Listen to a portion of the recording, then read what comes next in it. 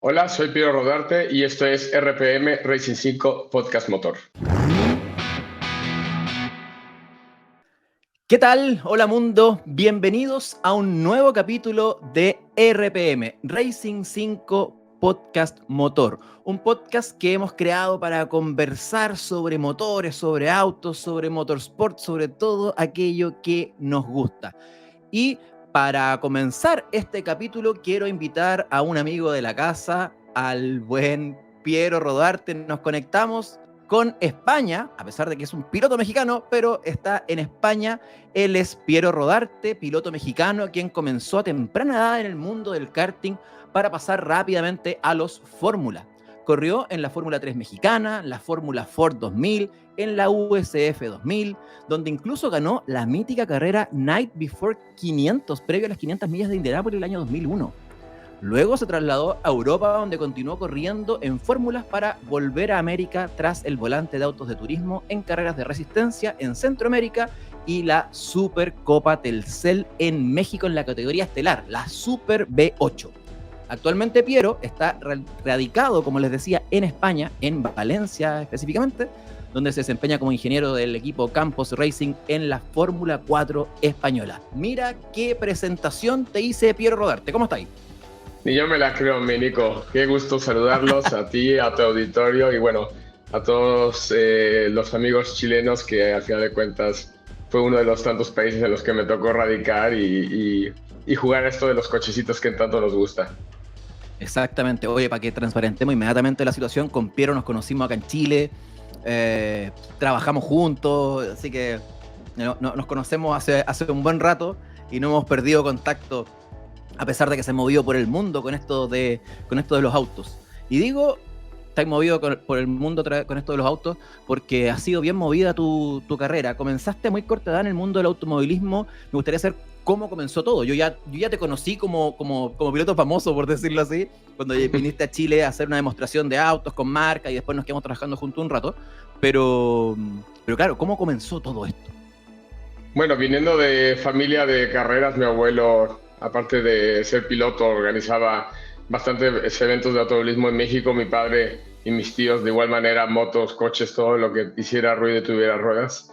Y de ahí me venía el gusto. El go-kart primero que tuve fue a los 8 años. Y de ahí, pues bueno, el gusanito se fue haciendo cada vez más peligroso, más grande y me fue llevando la escalera poco a poco a, como tú dices, a lo que era la Fórmula Reina o la Fórmula 3 en México, ahí en Estados Unidos.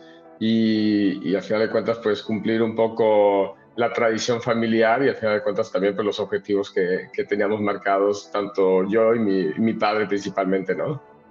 Pero esta escalada fue rápida, porque en el fondo tú ya a los, ¿cuánto? ¿15 años estabas corriendo en Fórmula? Sí, de ¿O no? hecho, a los 14 años tuve mi primera prueba de fórmulas y a los 15 ya oficialmente tuve mi primera carrera. Cosa que hoy día tengo entendido que ya no se puede. O sea, el fenómeno Verstappen ahí, porque ahora como creo que sobre 15, recién un Fórmula 3, ahí hay un rollo tema FIA. Se puede y no se Pero en algún puede, momento, porque al final de cuentas es un poco la zona gris, ¿no? Al final de cuentas claro, yo sí. creo que el desarrollo y esta nueva moda que hay de que los pilotos lleguen súper jóvenes y que todos quieren ser el primero en romper el récord del más joven que gana una carrera o el más joven que participó en una carrera, pues se está llevando ahora de la mano de entrenamientos privados, que al final de cuentas en Claro. eso sí que está permitido girar en los coches o dar entrenamientos. Y de ahí, pues evidentemente al minuto número 1 que cumplan los 15 años, está ya participando en su primera carrera.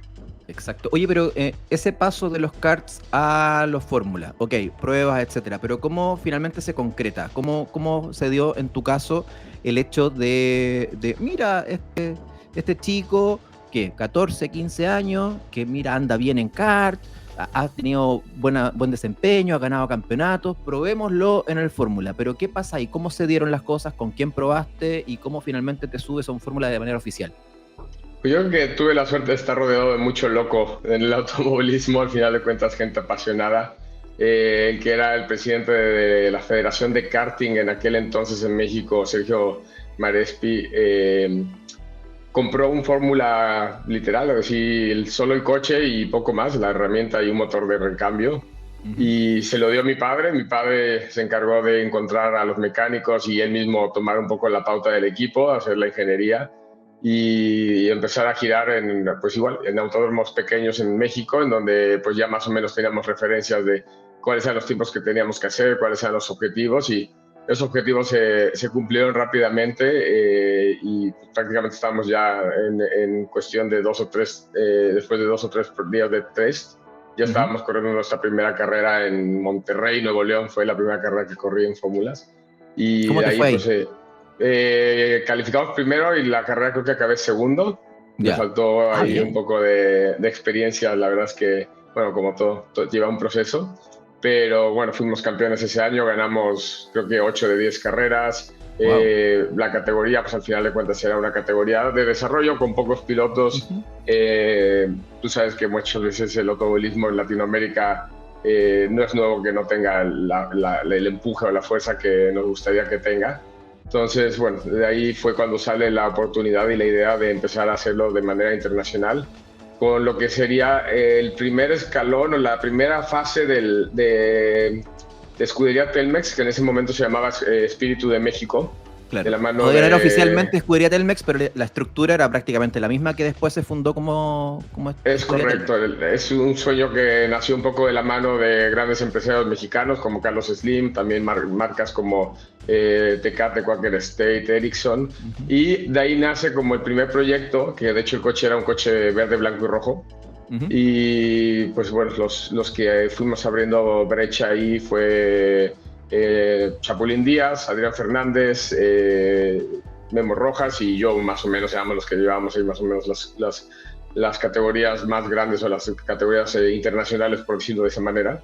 Y bien, porque la verdad es que el apoyo de Telmex de inicio de mi carrera, y después, curiosamente, al terminar mi carrera como piloto en la Supercopa Telcel, como lo decías, y también en la NASCAR, que fue también en los últimos años que cambió de nombre, pues Ujú. fue siempre apoyada por esta marca y por Carlos Slim, hijo, que es un gran apasionado de las carreras.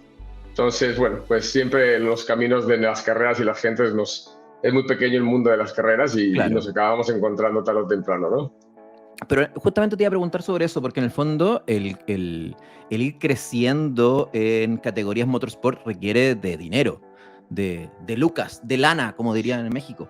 Entonces, claro, ¿cómo es eso? Porque, claro, el capítulo de hoy lo denominamos la profesionalización del deporte motor. Uy, que me salió raro eso. La profesionalización del deporte motor. Porque, claro, o sea, todos partimos porque nos gustan los autos, pero también hay que pagar cuentas, preparadores, autos, mecánicos, y un sinfín de cosas. Entonces, en ese sentido, ¿cómo fue ese trabajo por parte tuya, de tu equipo, de tu familia, de tus sponsors, para poder ir creciendo en estas categorías? Ya hablamos como por ahí de un cierto, como, no sé si mecenas es la palabra, pero claro, Carlos Slim con su estructura, con Telcel, etcétera, que ha sido también y ha estado tras la espalda de grandes como Checo Pérez, por ejemplo, coterráneo Claro. tuyo. Entonces, ¿cómo fue en tu caso eso? Esa parte que a mucho piloto joven hoy día, sobre todo a este lado del mundo, le cuesta. ¿Cómo hago para pagar todo lo que necesito para correr? Mira, es un tema que a mí me preocupa en realidad, porque lo ves, bueno, lo viví en carne propia, lo ves ahora hoy en día con los pilotos que pueden tener talento, ya no solamente te digo de Latinoamérica, sino tal vez de países que no tengan mucha tradición en el automovilismo. Y al final de cuentas, el 80 o el 90% del financiamiento de las carreras de jóvenes pilotos hoy viene de la mano de padres. En realidad Sí, esa es la totalmente. realidad del automovilismo. Y el 10% que queda, pues es gente que al final de cuentas su padre se dedica de tiempo completo a buscar este apoyo para los pilotos con empresas, como a mí me tocó hacerlo con mi padre, de sentarme, pues ir tocando puertas con una carpeta. En ese entonces, bueno, nada era digital, con una carpeta impresa, con una presentación, y pues poniendo ahí tu cara y prometiendo pues espacios publicitarios, tiempo en televisión, revistas, periódicos, etcétera, y tratar de convencer a empresas que crean en ti. Después, pues bueno, nacen estos proyectos de manera más masiva, si lo quieres decir, como Escudería Telmex, en el que Claro. al final de cuentas, pues la recompensa a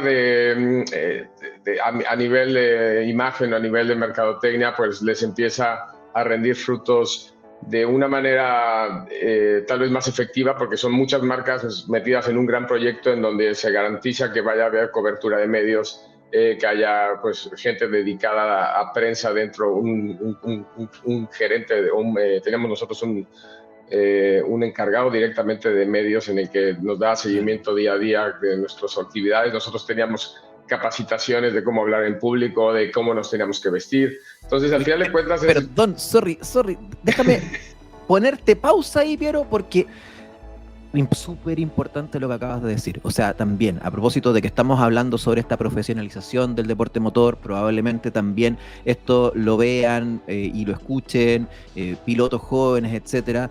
Quiero marcar el punto ahí en que no es solamente ponerse el casco, cerrarse el buzo hasta arriba, subirse al auto y acelerar a fondo, porque también hay un trabajo fuera de pista. Eso que decías tú, o sea, cómo hablar, cómo mostrarse ante las cámaras, las declaraciones que se dan, la actitud dentro y fuera de pista, etcétera, termina siendo, el piloto termina siendo una figura integral. Lo hemos visto actualmente más que nunca quizás con este auge, por ejemplo, de las series alrededor de la Fórmula 1, por ejemplo, donde empezamos a conocer más a las personas dentro del casco que dentro del auto. Entonces ahí también hay un trabajo súper importante. Y qué bueno que lo tocas también, porque me parece que ahí hay un valor. No solamente el que más gana, sino que también el cómo se comporta y cómo se relaciona con los medios, con el público, etcétera.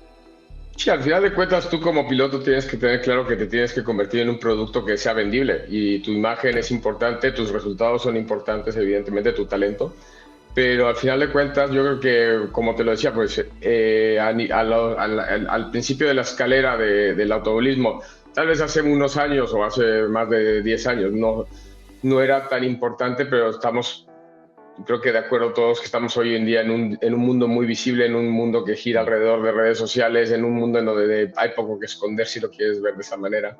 Entonces, claro, vienen series como Drive to Survive, viene Claro. Liberty Media, que compra la Fórmula 1, viene mucha más información que empieza a generar curiosidad y pues más miradas sobre el automovilismo, y esa repercusión pues al final de cuentas no acaba siendo solamente sobre la Fórmula 1, sino que bueno, empieza la gente a preguntarse, pues ¿de dónde viene Verstappen? ¿De dónde viene Checo? ¿De dónde vienen todos los pilotos? Y empiezan a ver un poco hacia abajo. Entonces yo creo que ahí entra también un poquito el debate de que si los pilotos de ahora son mejores que los de antes. Yo creo que es eterna discusión. Eterna discusión, pero yo que al final de cuentas mi trabajo está directamente involucrado en tratar de apoyar o de trabajar de la mano de estos jóvenes talentos que vienen en un futuro y que van a ser los futuros Alonso, los futuros Checos, los futuros lo que tú quieras decir. Yo te digo que trabajan mucho, que tal vez trabajan de una manera diferente a la que veíamos trabajar, yo que sé, a Schumacher, a un poco antes, yo qué sé, las palabras, la de Fangio, si lo quieres ver ya así a nivel muy de muchos años atrás. Entonces es diferente, pero hay tanto flujo de información, ya no solamente a nivel mediático, sino también a nivel de manejo, la tecnología que hay hoy en día dentro de los coches te fuerza a ser un piloto muy completo, tal vez un poco menos natural, si lo quieres ver de esa manera, pero al final de cuentas manejar esa información y asimilarla y aplicarla es difícil. Entonces yo estoy un poco en contra de esa teoría de que los pilotos de ahora son peores que los de antes. Yo fui un piloto de los de antes, si lo quieres ver de esa manera, un poco más de la vieja escuela, y admiro mucho el trabajo que hacen los nuevos pilotos. De todas maneras, sí, son distintas épocas, en todo orden de cosas. O sea, no sé, por ejemplo, yo no sé si James Hunt hubiese sido James Hunt hoy día, con redes sociales, con prensa rosa, con un montón de cosas que a lo mejor a mucha gente hubiese dicho, no, o sea, es que este piloto no lo contratamos en ninguna parte porque no hace daño a la marca, pero en su época era el modelo a seguir. Entonces, finalmente son los tiempos los que van cambiando, las tecnologías van cambiando, y hay que ir acomodándose, hay que ir amoldándose. Probablemente si tú comenzaras tu carrera deportiva hoy día también hubieses tenido que hacer ciertas cosas distintas a cómo se hacían en aquel entonces, y también hay cosas que todavía siguen vigentes y que probablemente le estés traspasando hoy en día esa experiencia a tus pilotos como ingeniero en la Fórmula 4. Oye, pero a propósito de historia, en tu largo camino en distintas categorías, entiendo que te ha tocado enfrentar a reconocidos pilotos internacionales de talla mundial. Me gustaría que me contaras con quiénes y si es que tienes alguna anécdota con ellos, pero cuéntame después de saludar a nuestros auspiciadores. Saludamos a nuestros auspiciadores que hacen posible este RPM Racing 5 Podcast Motor, comenzando con Arval Auto Select. Si es el momento de cambiar de vehículo, Arval Auto Select pone a tu disposición vehículos de ocasión de confianza. Estaremos encantados de ayudarte en la búsqueda y ofrecerte el vehículo que cumpla con tus expectativas. Busca tu próximo auto en www.autoselect.cl. Elige bien, elige Arval Auto Select. ¿Te conformas con solo potencia o buscas performance? Tu mejor opción en performance y equipamiento con 12 años en el mercado es UHP Store. Para aumentar la capacidad de tu auto con chip tuning, sistema de frenos, escape, suspensión y mucho más. Siempre con las mejores marcas para potenciar tu automóvil, UHP Store. Visítanos en www.uhpstore.cl. Saludamos también a Spotting Meetup, una iniciativa que busca ubicar a la fotografía en la columna de la experiencia social automotriz. Síguelos en @spotting_meetup en Instagram para enterarte de las próximas novedades para entusiastas automotrices y fotógrafos. Saludamos también a nuestro tremendo auspiciador como es Subaru. Subaru, que es sinónimo de un estilo de vida único. Amor por la naturaleza, el deporte, la vida al aire libre, el cuidado del medio ambiente y los animales. Vive el placer, la seguridad y la experiencia de conducir. Vive Subaru. Conoce todo su lineup de productos en www.subaru.cl. Agradecemos también a nuestros amigos de Red Bull, que cada semana nos entregan la energía necesaria para realizar este programa. Ahora, continuamos con RPM Racing 5 Podcast Motor. Bien, continuamos con RPM Racing 5 Podcast Motor. Estamos conversando con Piero Rodarte, piloto mexicano con una extensa trayectoria en el automovilismo internacional y que actualmente se encuentra radicado en España como ingeniero del equipo Campos Racing de la Fórmula 4 española. Y quedó una pregunta antes de saludar a nuestros auspiciadores sobre ¿con qué pilotos de talla mundial, famosos, reconocidos pilotos, te tocó enfrentarte durante tus distintas categorías y si que tienes alguna anécdota con ellos? Bueno, yo creo que la pregunta suele ser recurrente en el aspecto de que con Nico Rosberg me tocó correr tanto en karting como en F3. En ambas situaciones, pues yo creo que nos encontramos ante un fenómeno que yo como mexicano tal vez pues no es lo mismo que si digas, te voy a poner el ejemplo perfecto, Rosberg corrió con Kubica, ¿no? Entonces no es como que Kubica diga, pues yo corrí con Rosberg y Rosberg corrió con Kubica, no es como algo relevante si lo quieres ver de esa manera. Como piloto latino, tal vez viniendo de un país de menos tradición automovilística, con menos pilotos en Fórmula 1, pues evidentemente se vuelve un foco de atención.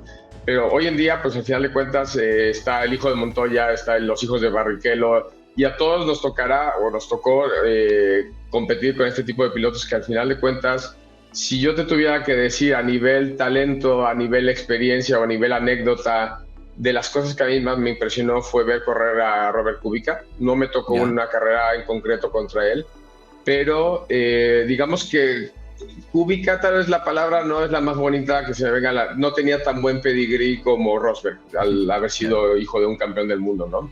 Entonces, claro, no estaban tanto los reflectores sobre él, tal vez la atención no estaba tanto de él, pero a nivel talento te puedo decir que tenía mucho más talento que a nivel talento puro y duro que Rosberg.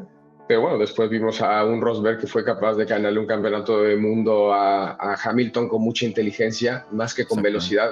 yo creo que es su punto a destacar, ¿no? Es un tipo que supo doblegar de una manera muy inteligente a Hamilton. Y te digo, al final de cuentas, yo creo que tanto mérito tiene como ir rápido, como tanto mérito tiene haber hecho este tipo de cosas. Y bueno, esto ya es a título personal, pero yo creo que aparte fue un poco... Yo creo que él sabía que no lo iba a poder repetir y de ahí viene su Claro. retiro, ¿eh? Yo soy fiel creyente de eso. O sea, No, era un tipo tan totalmente. inteligente que dice, mira, Sí, esto no se, o sea, aquí dicen en España, no se la cuelo 2 veces a este hombre, ¿no? No se la totalmente. aplico 2 veces a No. este hombre. Pero Entonces, estamos yo creo que es totalmente de un tipo acuerdo. muy Sí, inteligente. sí. Y Se es un retiró el hombre momento que, juntos. Sí. exacto, es un piloto que, claro, que es campeón del mundo y que yo te diría, oye, pues sí, corrí contra él, pero experiencias, pues bueno, haber visto correr en el mismo equipo a Robert Kubica y así alguno que otro piloto que tal vez ni siquiera llegó a ser famoso. La verdad es que es lo bonito de este deporte y sobre todo lo bonito de vivir este deporte en Europa, que es, yo creo que el punto base de poder decir o poder llamar a este programa un poco esta sección cómo volverse profesional, ¿no? Y al final de cuentas la cuna del automovilismo es Europa, claro, hay categorías importantes en Estados Unidos, está la India, etcétera, pero la cuna del automovilismo es aquí y ver cómo se hacen las cosas y entenderlo.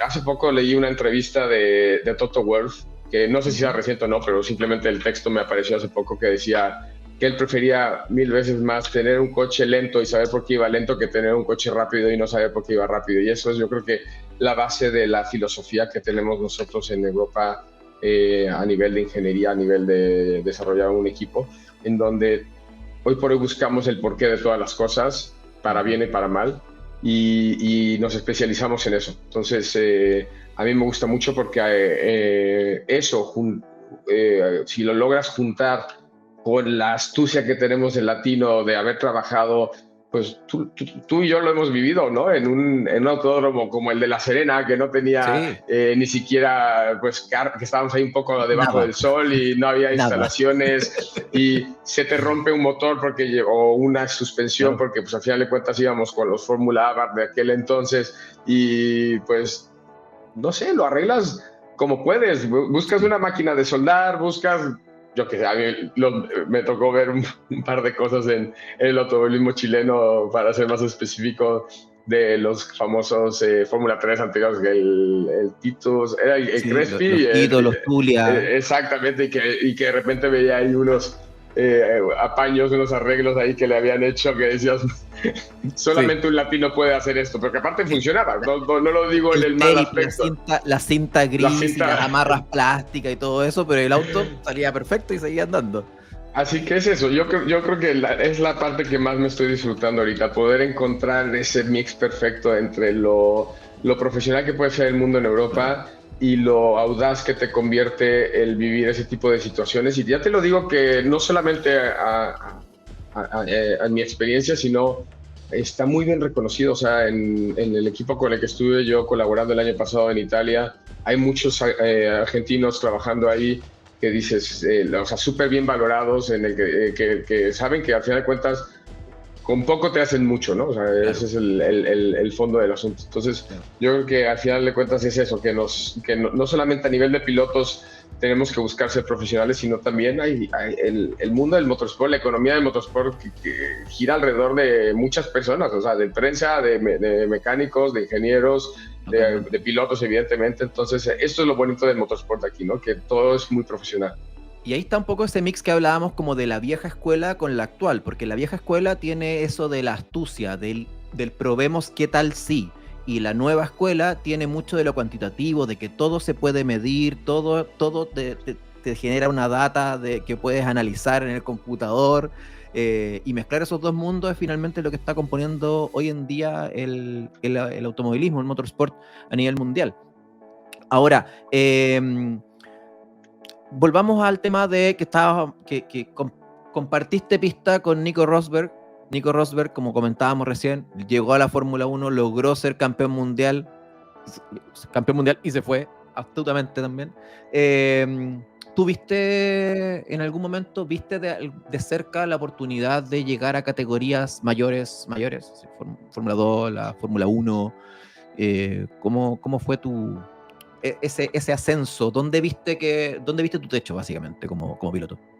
Mira, yo creo que hay dos puntos de vista al respecto. Yo creo que te puedo decir el punto de vista que tenía yo en ese momento como piloto y tal vez como joven, si lo quieres ver de esa manera, y el punto de vista que puedo tener ahora. Yo creo que ambos llevan un poco al mismo punto, en el que la base tiene que partir que tienes que creer que eres capaz. Y Claro. para creer que eres capaz, evidentemente, número uno está el talento.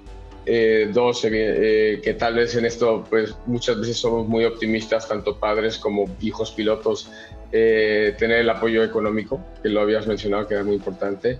Y tres, pues al final de cuentas una serie de factores, suerte, etcétera, que se junten en el lugar y el momento adecuados. Yo pongo una vez más el ejemplo de Checo Pérez en el aspecto de que él logró llegar a Fórmula 1, en el aspecto de que su familia y su mismo padre fue un poco manager mío, y su hermano también fue pues un poco contemporáneo, y Checo pues era parte de la escudería Telmex. Entonces, si tú me preguntas, ¿podría haber yo llegado a Fórmula 1 y veo que Checo está en Fórmula 1? Yo creo que en ese momento te hubiera dicho que sí. La idea era firme, el talento se podía desarrollar, porque yo creo que al final de cuentas es una cosa es el talento natural y otra el talento que adquieres con la experiencia. Pero te volteo un poco la respuesta y te digo, yo creo que Checo Pérez no hubiera podido llegar, y mira que no me estoy colgando ninguna medalla, porque fuimos muchos los que estuvimos antes que él, o por lo menos tres que se me vienen a la mente. Checo Pérez no hubiera podido llegar si no hubiera estado el Chapulín Díaz, si no hubiera estado Memo Rojas, si no hubiera estado yo. Porque al final de cuentas fuimos la punta de la flecha, bueno, el mismo Adrián Fernández. Claro. Fuimos la punta de la flecha que fue abriendo camino, que a nosotros nos mandaron, a Memo y a mí, a Estados Unidos, un poco con la idea de que tal vez era mejor opción prepararnos en Estados Unidos y después pasar a Europa. Memo hizo alguna que otra carrera en Europa. El Chapulín también hizo alguna que otra prueba en Fórmula 3000, pero todo era un poco gris, era un poco borroso, no sabíamos bien si era mejor tirar por un lado o por el otro, y al final de cuentas el primero que logró tomar ventaja de esa prueba y error que hizo Escudería Telmex, no te digo ni que mal, sino simplemente porque las cosas se tenían que llevar de esa manera, fue Checo. Entonces Checo tuvo el clásico ejemplo del piloto que no viene de dinero, o sea, que no es un piloto que su padre financió su carrera, pero que tenía un padre dedicado 100% a buscarle el apoyo y los patrocinios, y que creía. Entonces, claro. En mi caso, por ejemplo, mi padre no podía darse ese lujo, tenía que mantener a otros miembros de la familia, pero te lo digo, yo creo que a nivel talento, comparándome yo contra Checo, contra Memo, contra el Chapu, todos teníamos puntos fuertes, todos teníamos puntos débiles, pero todos teníamos la misma intención y las mismas habilidades para llegar. Checo tuvo la suerte de ser tal vez el más joven de esta generación y de haberlo logrado. Y hoy por hoy pues vendrán alguno que otro, bueno, vendrán muchos atrás de él que creerán que pueden hacerlo, pero pocos serán los que lo logren, y al final de cuentas depende de estos tipos de factores que, dependiendo de la época y las situaciones, se irán adaptando. Claro, básicamente Checo estaba ahí en el momento en que el experimento resultó. Las pruebas, los ensayos y errores, entre comillas, funcionaron. A lo mejor te hubiese tocado que justo funcionó contigo, o podría haber pasado que todavía no funcionaba con Checo y lo tomaba la posta el de atrás, el que venía detrás. Se alinearon todos los planetas en el fondo para que fuera Checo que le tocara, pero efectivamente, o sea, justamente quería llegar un poco al caso Checo Pérez, porque en el fondo la nacionalidad, el origen, el sponsor principal detrás, el grupo, es muy coincidente contigo y con tu historia. Entonces, por lo mismo, claro, ¿qué pasa? ¿Por qué uno sí, por qué otro no? Pero efectivamente, o sea, hay que estar en el momento indicado, en el lugar y el momento preciso para que las cosas pasen. Le pasó a Checo, pero claro, tú estuviste ahí, estuviste abriendo camino, básicamente, y eso es súper destacable, con pilotos también de tremenda talla como los que mencionas, que también son reconocidísimos a nivel mundial por su trayectoria como piloto. Sí, no, y a ver, aterrizando hasta un poco, tal vez a nivel más de Chile, el ejemplo. el año pasado me quedé, bueno, no, creo que a principios de este año, de hecho, a nada de ir a los FIA Games, en donde estuvo participando la hija del Pato Pérez de Arce, se me fue el Sí, nombre de la hija. la Cote Pérez de Arce, que ¿La lo Cote? tuvimos hace 2 capítulos en este podcast, capítulo 2, Bueno, para que antes lo que vayan a nada, un ver. abrazo a los dos, porque el Pato y toda su familia siempre se portaron de 10 conmigo cuando viví en Chile. Pero claro, yo un día, al poco tiempo de que fuera el evento, me pongo a ver la lista de inscritos, de los cuales pues conozco, yo qué sé, al 80% pilotos que me han tocado.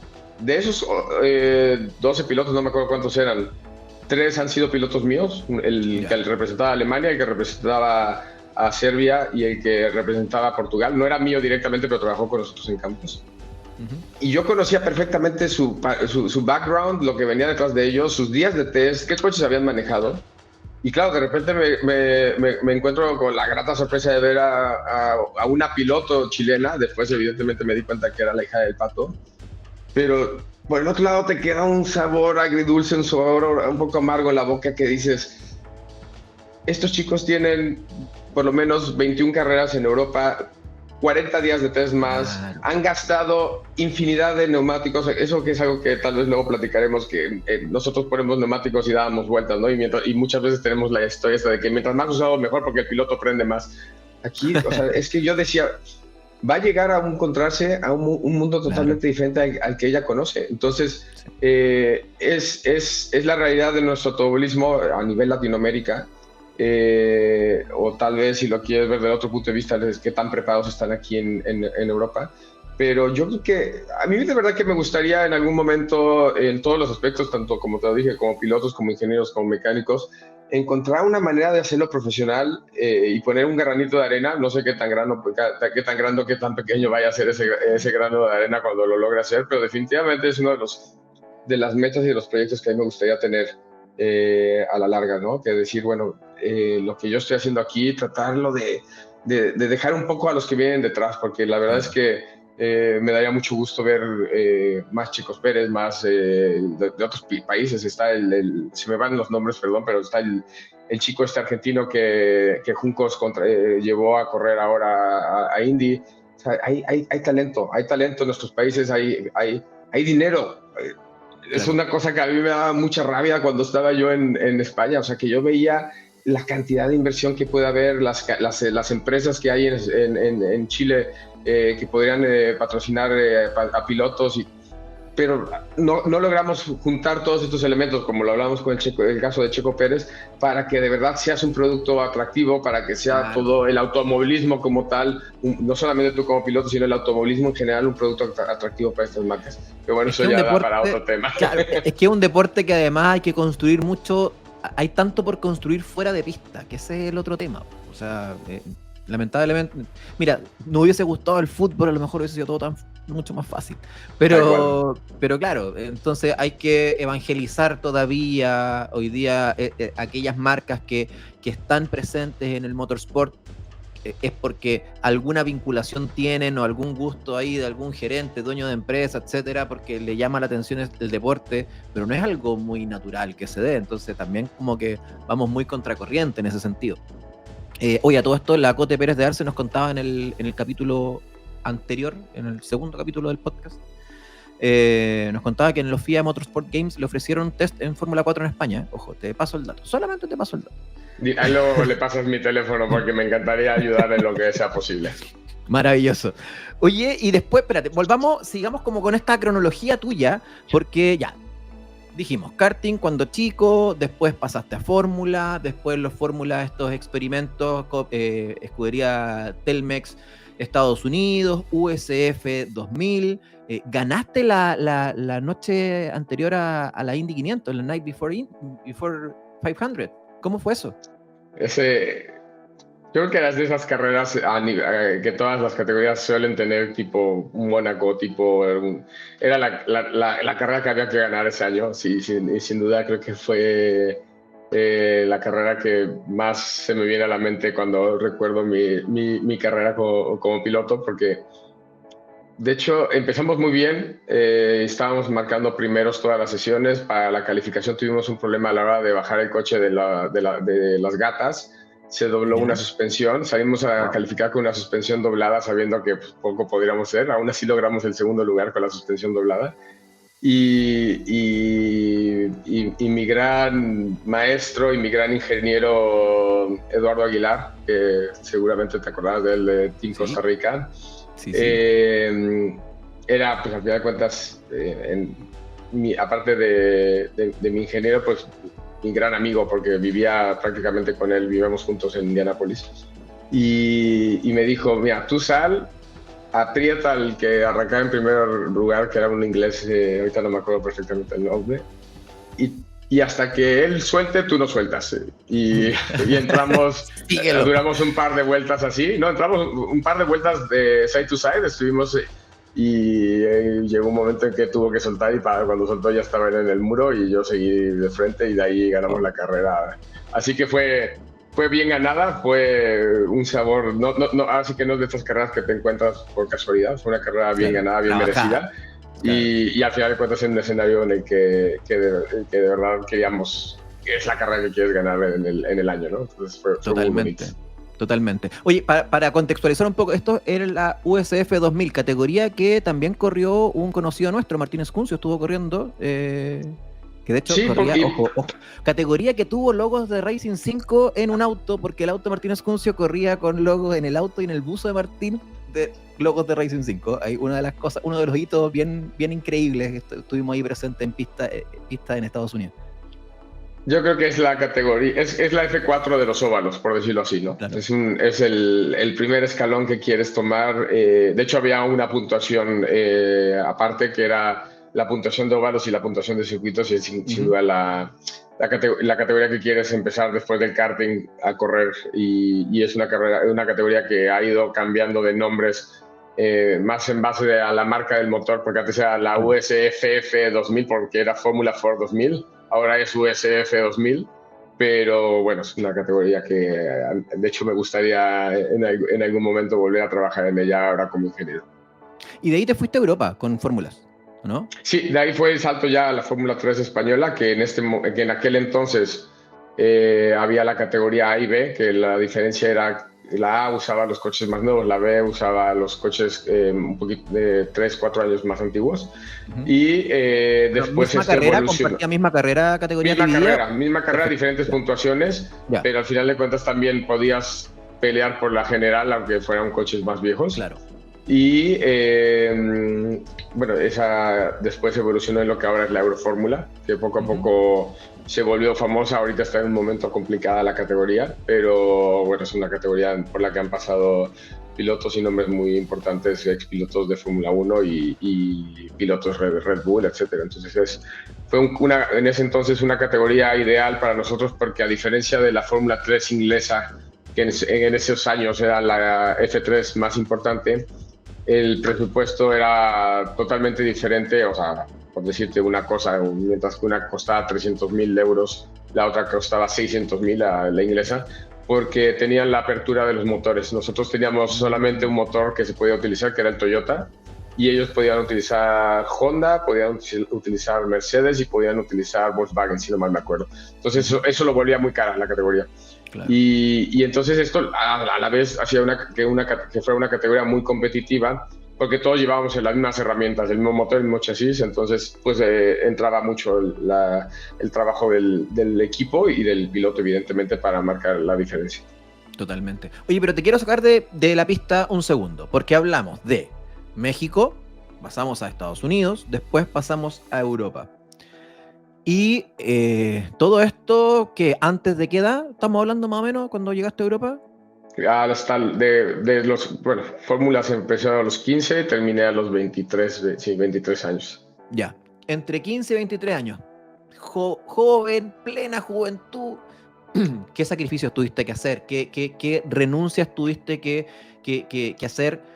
Porque, claro, no es fácil. O sea, no es que uno ya me voy a correr a Estados Unidos, entonces me voy con todos mis amigos, con toda mi familia a vivir en una casa como vivía en México. O sea, recién estabas comentando, compartía casa con Eduardo Aguilar de Costa Rica en Indianápolis, probablemente con más pilotos, moverse de aquí para allá, buscar acomodarse a un ritmo de vida distinto, y esa renuncia y esos sacrificios de repente son los que a pilotos jóvenes también terminan pasando de la cuenta o no están dentro de las cosas a considerar, a tener en cuenta, que es vivir también en distintos lugares y en distintas situaciones. ¿Cómo fue tu historia fuera de pista en este periplo por el mundo? Pues yo creo que todo este tipo de decisiones cobran factura para bien y para mal. Al final de cuentas, sí, a ver, una estupidez, pero la digo tal cual es. Mi primer borrachera fue a los 23 años. O sea, yo no tomaba una gota de alcohol porque era fiel creyente que mi condición física se podía ver afectado por ese tipo de cosas, aparte de mi imagen pública, que era parte de lo que nos enseñaban como pilotos de una marca que teníamos que representar. Pero bueno, pues también evidentemente es no poder volver a casa, tener que estar largas estancias fuera de casa y no tener amigos que viajen contigo, perderte pues hasta estudios. Yo tuve que sacrificar varios años de estudios por esto, dedicarme 100% al automovilismo y dejar de lado la universidad. Entonces, al final de cuentas, las cosas que aprendes en el automovilismo, para bien o para mal en el aspecto de estos sacrificios que te estoy diciendo, dan recompensas. ¿Por qué? Porque aprendí a ser una persona súper organizada, a saberme valer por mí mismo. En aquel entonces, por ejemplo, no había internet, se te cancelaba un boleto de avión, pues eran boletos de avión impresos, no había ni siquiera métete a la página de internet y haz un booking de otro avión, ¿no? O sea, tenías que ir al mostrador. Yo tenía una licencia de conducir falsa para poder rentar coches como menor de edad. O sea, haces muchas locuras. No teníamos dinero ¿Todo muy para... solitario? Sí, te vuelves muy independiente, te vuelves muy solitario y hoy por hoy yo creo que es parte de las cosas que... No te digo que no me gusten, pero al final de cuentas noto la diferencia contra amigos que tuvieron una vida común y corriente, si lo quieres ver de esa manera, ¿no? Que a nivel social a mí me gusta estar más tiempo solo, etcétera. Pero bueno, yo creo que fue una gran escuela. Al final de cuentas, yo nunca fui creyente de las universidades. Por ejemplo, yo desde pequeño, pero no sé por qué, nunca me llamó la atención decir, bueno, voy a graduarme de tal carrera. Al final de cuentas, lo quería hacer más por el hecho de que la sociedad dicta un poco eso, lo correctamente social, si lo quieres ver así. Pero yo creo que las armas que me dio el automovilismo fueron las suficientes para hoy por hoy estar trabajando como ingeniero, poder ser aparte o sentirme capaz de poder hacer, yo qué sé, si quisiera un día abrir una empresa, un negocio, con todos los riesgos y evidentemente la dificultad que implica, pero me siento capaz de poderlo hacer. Y esto no lo aprendí en la universidad, o no lo aprendí en mi carrera, que fue piloto aviador comercial. Entonces, al final de cuentas, las carreras me dieron muchas cosas. Lo que hago hoy por hoy de ingeniería, el 90% está basado en mi parte de piloto, en mi parte de aprendizaje con haber estado con grandes ingenieros, y el otro 10% pues en lo que aprendí de teórico que aprendí haciendo un máster cuando decidí venirme a Europa a vivir. Mira, pasó así como colado rápido, pero claro, tú profesionalmente también eres piloto de aviación, piloto comercial. Sí, después de haber acabado a los 23 años. Profesionalización como piloto profesional, pero claro, como piloto profesional de dos mundos, piloto profesional de carreras y piloto profesional de aviones. En México el chiste es, creo que en Chile no es el caso, pero lo que hace que se enciendan las estufas es el piloto también, ¿no? Que está sí. Bueno, pues, eso fue lo único que no pasé de piloto. El piloto de estufa no me gradué en eso, pero sí, o sea, hice mis 200 horas de vuelo, que eran las de ley, por decirlo así, para sacar la licencia. Al final de cuentas, cuando me gradué, creo que fue la mentira más grande que he dicho en mi vida. Fue a los 23 años que volví de España de correr. Dije que no quería saber nada más de carreras, que yo hasta ahí que llegaba mi vida en las carreras, que me iba a dedicar a ser piloto aviador. Y la mentira duró como 3 meses, porque después de 3 meses ya estaba yo de vuelta en los autódromos como coach. Empezó todo esto de Voy a dedicar a ser piloto. Lo de avión no se alcanzó a escuchar, entonces al final terminaste siendo piloto igual. Tal cual, así que bueno, fue fue una etapa divertida, un aprendizaje que yo creo que tiene mucho que ver con el automovilismo al final de cuentas, porque implica un poco de riesgo, implica mucho aprendizaje, implica habilidades físicas, que saber sentir el avión, etc. Entonces lo disfruté, pero quedó de lado muy rápido. Oye, ya, pero volvamos al piloto profesional de carreras. ¿Cuáles crees que son las claves para ser profesional en el motorsport? Pensemos en todos estos jóvenes que quieren ser pilotos y que hoy día ya son pilotos, pero claro, o sea, hay que seguir escalando y subiendo en esta escalera para no quedarse en una categoría y que finalmente se termine transformando en un hobby. Ya, el piloto que quiere ser piloto profesional, ¿cuáles son las claves para poder hacerlo? Según la mirada de Piero Roberto. Considerando que ya tienen el papá rico o no. Bueno, ya, considerémoslo como uno de los factores. Perdón, pero es la triste realidad de nuestro deporte, sí, pero bueno. El equipo PPT, ¿te acuerdas? El equipo PPT. Papi paga todo. Mira, yo creo que algo que veo que falta mucho hoy en día en los pilotos es el hambre del todo o nada, le digo yo, ¿no? O sea, esa es un poco mi filosofía, ¿no? De que tirarte por todo. Yo te voy a poner un ejemplo muy, muy directo que a mí me pasaba. Yo cuando volví a ser piloto profesional, entre comillas, si lo quieres ver así, a los 31 años creo que volví, cuando fue que volví a NASCAR, pues claro, llevaba yo más de 7, 8 años de no subirme profesionalmente a un coche y apenas me subí, pues empecé a notar que me hacía falta preparación física, que me hacía falta tal vez tener más metodología de concentración, meditación, visualización, como lo quieras llamar. Y yo fui inmediatamente y solucioné esos problemas. Y no fue como que dije, bueno, ya a poco a poquito me acordaré cómo era. No, yo fui, me fui al gimnasio, me puse mi propia rutina. Y eso me pasa mucho, que me desespera muchísimo aparte con los pilotos de hoy. O sea, si no se los das ya procesados, si no se los das en la boca, si no le dices tú, oye, tienes que ir al gimnasio porque si no, no vas a aguantar las carreras, no lo hacen. Y eso es algo que, resolución de problemas. Es algo que de verdad es una realidad. O sea, y de 8 de cada 10 pilotos que me ha tocado tener, es una de las cosas que ellos flaquean, ¿no? Que ellos quieren que tú llegues y les dejes la receta y que prácticamente les digas dónde tienen que ir a comprarlo y cómo tienen que tomárselo. Entonces, yo creo que tienen que tener mucho más autonomía en ese aspecto. Número 2,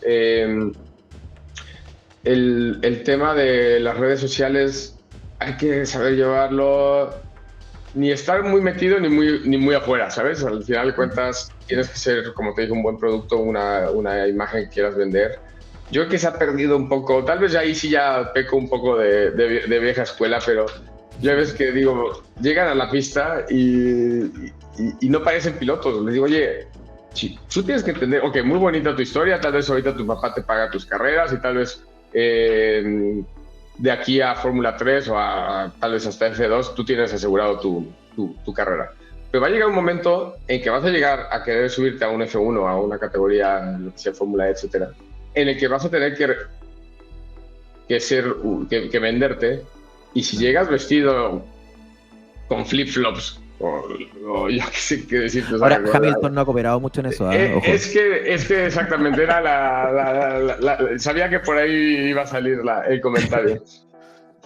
Pero yo creo que Hamilton al final de cuentas lo hace como un representante de moda y no es que vaya mal vestido, simplemente que va vestido diferente a los pilotos que irían a lo que estamos acostumbrados a ver. O sea, no va con el uniforme del equipo, va con ropa de un diseñador que no sabe ni quién es porque poco se ve de moda, pero por lo menos sabes que cuando lees las notas dices, bueno, hoy Hamilton se presentó en el circuito vistiendo el diseño de fulanito de tal.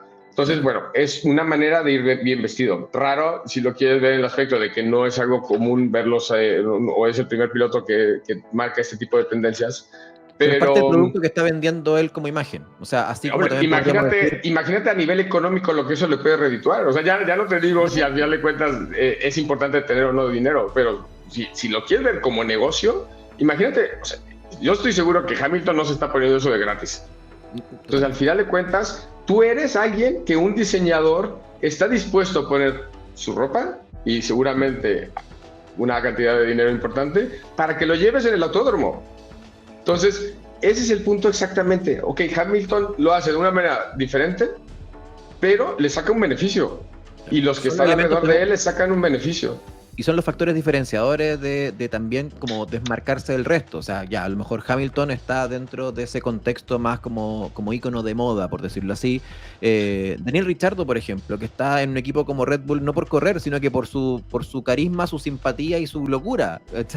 Por otro lado, no sé, cuando teníamos Kimi Raikkonen, Kimi tenía también su forma de ser súper característica y que hacía que lo sacara un poco del molde. Entonces también esa como construcción de producto, construcción persona a personaje, por decirlo así, también es parte del negocio hoy en día. Tal cual. Entonces eso es algo que al final de cuentas los nuevos pilotos tendrán que entender, que pueden tener su modo de hacerlo, su estilo, como lo quieras ver, pero que no lo pueden dejar pasar de alto, porque al final de cuentas tarde o temprano van a necesitar el apoyo de marcas o de empresas. Y pues yo creo que al final de cuentas el factor mental es algo que también flaquea mucho. De que es que si yo voy al psicólogo es que es porque estoy loco. Hoy por hoy los atletas de élite de cualquier disciplina se ayudan de este tipo de profesionales, de psicólogos, bueno, ya no solamente entrenadores físicos, pero psicólogos, estrategas. Sí. Entonces, muchas veces, y eso es más del lado de los papás, yo cuando he visto más como recelo a utilizar este tipo de herramientas, muchas veces el papá, no, mi hijo no necesita un psicólogo, ¿cómo crees que va a ir al psicólogo?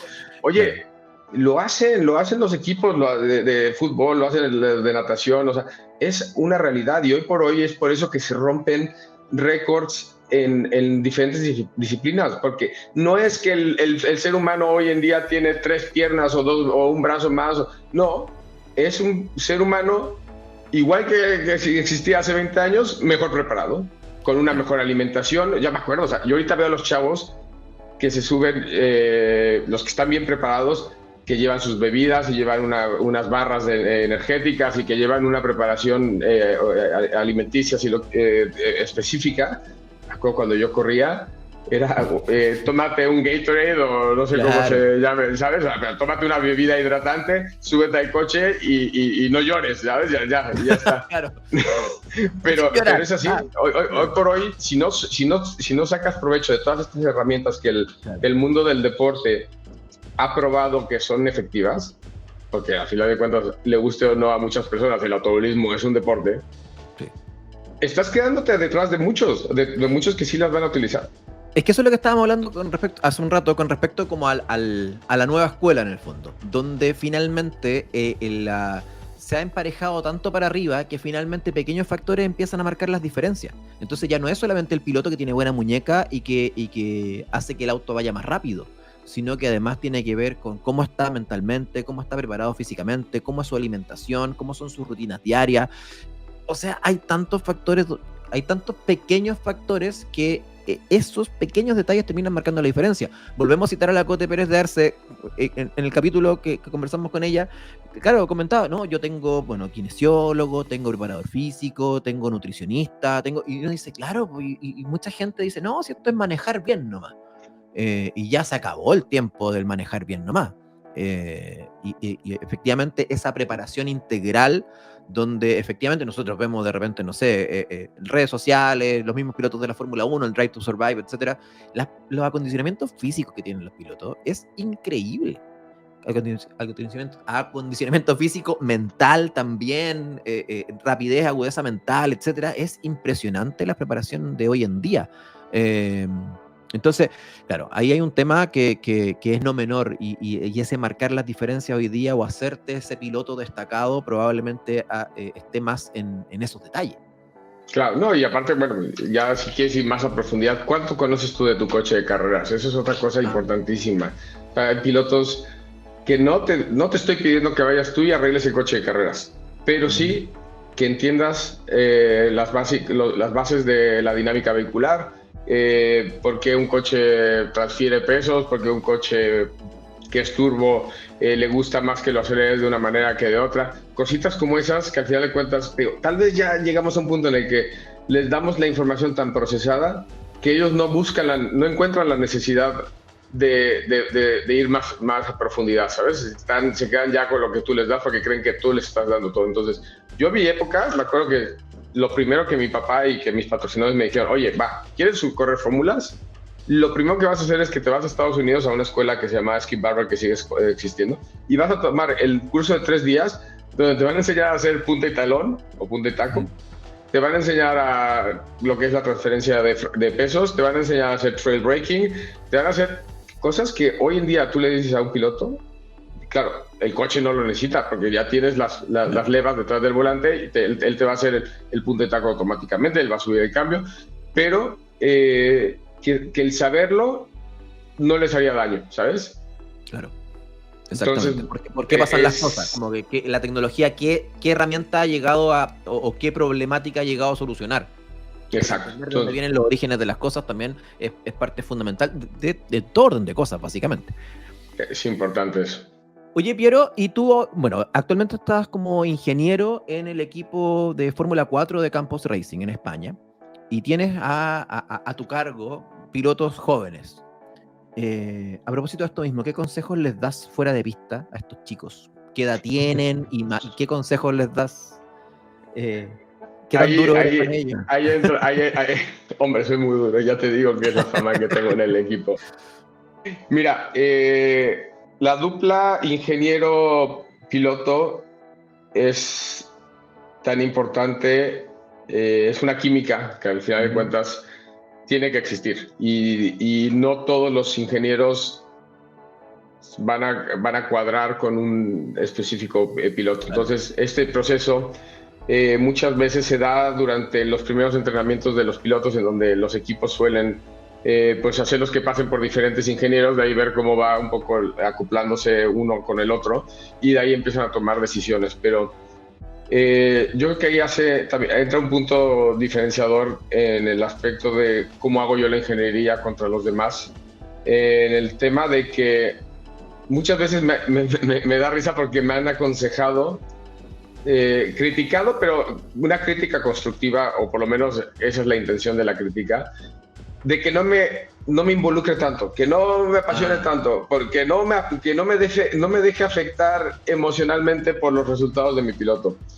Y no puedo, o sea, simplemente no puedo porque al final de cuentas soy latino, número 1, número 2, fui piloto, y número 3, cuando encuentras un piloto que tienes un vínculo que... Yo se los pregunto, y se los digo desde los niños de los karts que me ha tocado, hace 3, 4 años que no hago karting, o como ingeniero o preparador de karting, pero yo se los preparaba. Yo, después de que llegaba el papá y te contaba las 1000 maravillas, que su hijo va a ser el futuro Checo Pérez y que compró 20 motores y 3 chasis y tal, yo agarraba al chavito, al niño de 8, 10, 12 años, y decía, ok, tu papá ya me echó todo el cuento que me echó. ¿Tú qué quieres? ¿Tú quieres ser piloto de fin de semana, llegar a la escuela el lunes y decirle a tus amigos que eres piloto de carreras y que todos tus amigos, o sea, y ser reconocido por tus amigos? ¿O de verdad quieres ser piloto, llegar a Fórmula 1, pasar momentos buenos y momentos malos y sacrificar cosas? Las dos, me digas sí a una o sí a otra, la respuesta es correcta, O sea, yo se lo digo en plan amigo. No te creas que yo te voy a juzgar si me dices, oye, yo quiero ser famoso con mi grupo de amigos de la escuela. Pero de ahí va a depender cuánto el mexicano, te voy a chingar yo. Yo así les digo, ¿no? ¿Cuánto te voy a estar rompiendo las pelotas? Porque yo lo fui, yo lo hice, yo ya lo viví y sé lo importante que es, si de verdad quieres, o sea, si la respuesta es quiero ser piloto de Fórmula 1, quiero llegar lo más lejos posible, te tienes que romper la espalda y tienes que sacrificar. Ya hablamos de los sacrificios, ya hablamos de las cosas que tienen que pasar. Entonces, yo, por ejemplo, el piloto que tengo este año, se lo pregunté desde un inicio, le dije, oye, yo soy muy intenso, yo soy muy apasionado, si en algún momento te estoy metiendo más presión de la que tú quieres, tú con toda confianza me dices, oye, Piero, bájale 2 rayitas y ya está. Y al contrario, me he encontrado un piloto que ha sabido responder a este tipo de estímulos, si lo quieres llamar así, o de este tipo de presión, y que poco a poco, del piloto que yo recibí en noviembre del año pasado al piloto que tengo hoy en día, no porque lo lleve yo, pero es un piloto que ha mejorado mucho. Y así como hay otros 3 buenos pilotos en el equipo, 4 muy buenos pilotos en el equipo, que te puedo decir, mira, yo por más que estuviera con este chico que acaba de ganar la carrera anterior, yo no podría hacer un trabajo mejor que el que está haciendo su ingeniero, porque no hacemos química, simplemente porque tal vez no trabajamos de la misma manera o no nos motivamos de la misma manera. Entonces, esto es algo bien bonito porque yo creo que a mí hace como un par de años, si no mal me acuerdo, me hicieron una entrevista iba a ser para un medio importante en México. La entrevista nunca salió, porque la entrevista yo creo que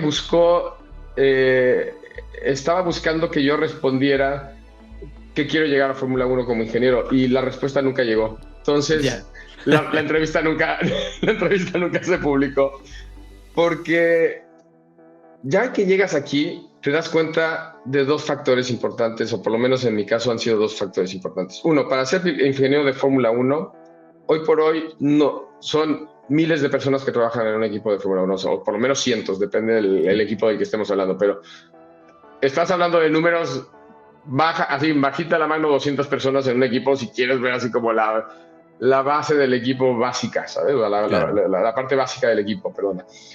Entonces, si tú me preguntas, oye, Piero, ¿tú quieres ser uno de 200? No lo quiero ser. Porque yo puedo decir, sí, oye, mira, traigo aquí el logo de Red Bull, el logo de Aston Martin, el logo de quien se te venga a la mente. Oye, ¿y tú qué haces? Pues mira, yo diseño la aletita que sale del difusor en la parte trasera, que mide 2x2. El coche tal vez va de poca madre porque esa aletita me salió de poca madre, sí, pero... esa aletita que se voló en una carrera y no pasó nada. Que le pegó, así que le pegó al muro, se voló y ganó igual. Y ya no está mi aletita. Claro. O quieres ser el ingeniero de un piloto que con suerte va a ser el próximo Verstappen, que con suerte va a ser el próximo Hamilton o el próximo quien quieras. De verdad que yo prefiero eso, o sea, pero lo digo con toda honestidad, y mira que me apasiona la parte técnica, pero me apasiona más la parte de manejo. Si tú me dices hoy por hoy, quiero ser realista, ¿a dónde puedo llegar? Como ingeniero, yo creo que puedo llegar a F2. Me gustaría llegar a F2, definitivamente, me gustaría llegar a F2. Pero tal vez me gustaría llegar de la mano de un piloto. Guardando las proporciones, sigue siendo una categoría escuela, entre comillas, porque es camino A en el fondo. Es camino A, pero... Es universidad, pero claro, sigue siendo una categoría de proyección, la F2, tomando en cuenta el campeón sub, etcétera. Sí, que estás hablando que tal vez es un equipo que se conforma de 8 personas por cada coche, claro, ¿sabes? O sea, que no es un equipo que se conforma de 100 personas por cada coche. Entonces, pero eres uno de 8. Claro. Y que muy probablemente, como te lo decía ahora, a mí me encantaría llegar de la mano de un piloto que digas, oye, este piloto empezó en F4 con Piero, claro, y ha ido subiendo hasta F2 de la mano de Piero, porque al final de cuentas hicieron tal mancuerna que están seguros, que tanto el equipo como el piloto están seguros que ellos van a lograr hacer algo bueno en un futuro. Y con eso te juro que yo me muero feliz, o sea, ya me voy tranquilo, porque de verdad es súper, súper bonito. Y te lo digo, yo hago un tipo de ingeniería, no le diría nivel de ingeniería bien diferente a la que hacen la mayoría de los ingenieros, sobre todo jóvenes que hay hoy en día en el equipo y en otros equipos, en categorías como la F2, porque al final de cuentas, sí, yo baso mi ingeniería a la inversa de ellos, 80% de prueba y error que tuve en mi vida y 20% con lo teórico que aprendí. Y ellos al revés, al final de cuentas lo basan en 80% teórico porque tal vez es lo que tuvieron en sus primeras etapas como ingenieros, y el 20% pues en lo que han ido aprendiendo trabajando con pilotos ya estando directamente con el coche en la pista. Entonces no es que ellos estén bien o no es que yo esté bien, simplemente son ingenierías diferentes. Pero ya te digo que hoy por hoy un ingeniero que se gradúe de cualquier máster tal vez importante en Inglaterra, como el de Oxford Brookes o alguna de las universidades importantes, tiene 800% más probabilidades de trabajar en un equipo de Fórmula 1 que yo. Y de eso soy súper consciente. Entonces, si me quedé en el camino de lo que querría hacer, sí, hoy por hoy yo te digo que tal vez sería más fácil llegar a Fórmula 1 a nivel mecánico Ya. porque me encanta la mecánica y tengo muy buen nivel como mecánico. No, no estoy tratando de ser humilde, pero lo podría hacer muy bien. Pero pues es así, es la realidad. Tal vez sería más fácil llegar como mecánico Fórmula 1, pero ya te digo que mi trabajo me lo disfruto muchísimo. El equipo que se forma, tanto con el piloto como los mecánicos, en un grupo más reducido, en resumen, un grupo más Claro. reducido, es mucho más bonito. Donde Porque sabes con quién estás trabajando. Claro, proporcionalmente eres más relevante en el fondo. Exactamente. Entonces, eso para mí hoy por hoy es mi meta y lo que estoy buscando. O sea, lo estoy trabajando y lo estoy tratando de crecer en medida de lo posible, ¿no? Totalmente. Pero, Piero, creo que si te pudiese describir con una palabra, yo creo que lo tuyo es pasión al 100% y en ese sentido se nota que pones todo de tu parte para lo que estés haciendo, sea como piloto, sea como ingeniero, sea donde sea como pieza clave dentro del motorsport. Me parece que eso es lo que te ha llevado a ser y estar donde estás hoy en día. Me alegra que estés trabajando actualmente en España con jóvenes promesas del automovilismo, traspasando tu experiencia y esa pasión también, como latino también, que lo planteas en algún momento. Así que nada, ya estamos llegando al final de nuestra conversación y agradecerte Gracias, Nico, esta hombre. participación tuya porque claro, creo que este capítulo me encantaría también, o sea, como dentro de estos pequeños granitos de arena que uno puede ir dejando, me encantaría que este capítulo quede en el fondo disponible para todos aquellos jóvenes que quieren hacer del automovilismo su deporte y profesionalizarse en este deporte, porque no es solamente sentarse tras un volante y manejar rápido. Hay mucho sacrificio, hay mucho trabajo, hay mucho esfuerzo, hay talento, hay esfuerzos económicos de gente detrás, hay pasión también, como lo comentábamos recién, y esa es parte de es parte del trabajo, básicamente. Trabajo que has logrado hacer tú y llevar de la mano también a jóvenes promesas del automovilismo. Así que, Piero, felicitarte nuevamente por lo que estás haciendo y ya te veremos entonces como ingeniero en la Fórmula 2 más temprano que tarde.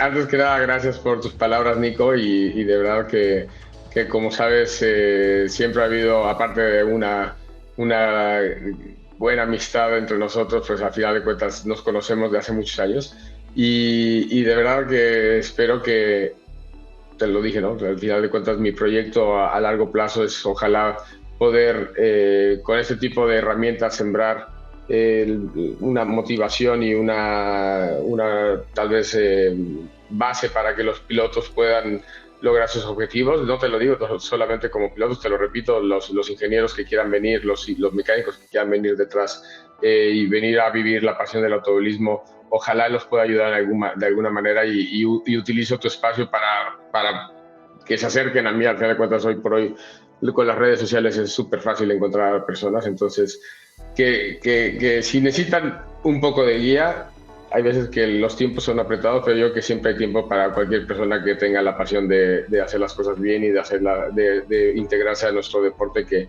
como tú lo dices es mi pasión y qué bueno que se nota, porque al final de cuentas me siento identificado con las palabras que dices.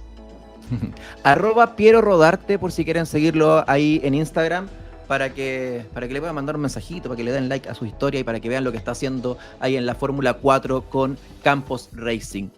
Llegamos al final de nuestro capítulo, de este nuevo capítulo de Racing 5 Podcast Motor.